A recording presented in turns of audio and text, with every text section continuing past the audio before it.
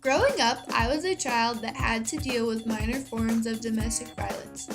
I can't imagine having to deal with greater problems than I did as a child or even as an adult. This is why I want to become a child advocate.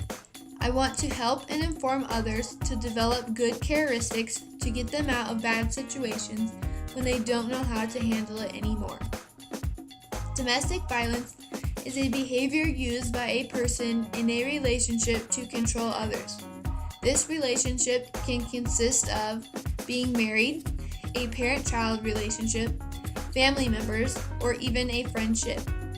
There are many types of abuse, but some include name-calling, keeping a person from contacting others, keeping money, stopping someone from getting a job, actually or threatening a person of physical harm, sexual assault, stalking a person, and even intimidation. Violence such as hitting, pushing, shoving, unwanted sexual activity, and stalking are criminal behaviors. Emotional, psychological, and financial abuse are not criminal but can easily drift that way. This kind of violence can happen to anyone at any time. This is why people must be informed about domestic violence and be able to be aware and recognize when yourself or someone you know may be in trouble. Some people believe that bad things will never happen to them. This is when everybody needs to wake up and realize that this can happen to me. It's most likely a problem in my community. It does not only happen to poor women or women of color. No one deserves to be abused. Domestic violence is not just a personal problem between a husband and a wife, and just because a woman is suffering from domestic violence and doesn't leave her husband doesn't mean that she's making it up.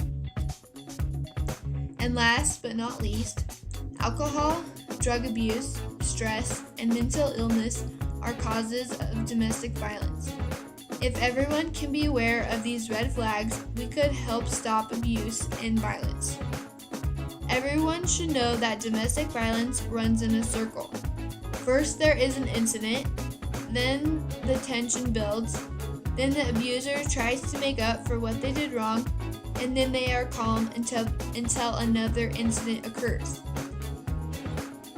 When an incident occurs, any type of abuse happens, physical, sexual, or emotional.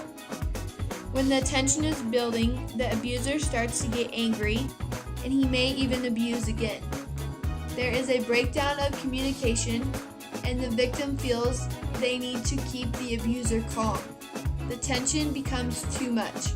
The victim feels like they are walking on eggshells and can't take it no longer. Then the part making up. Abuser may apologize for the abuse. The abuser may promise it will never happen again and blame the victim for causing the abuse. The abuser may deny the abuse that took place or say it was not as bad as the victim says it was. Then everybody's calm and the abuser acts like the abuse never happened. Physical abuse may not be taken when the abuser is calm. The promises that were made during the making up stage may be met. The victim may hope that the abuse is over, but the abuser will never stop. The abuser may give gifts to the victim to make them feel like everything is okay. And then another incident occurs, and the cycle continues.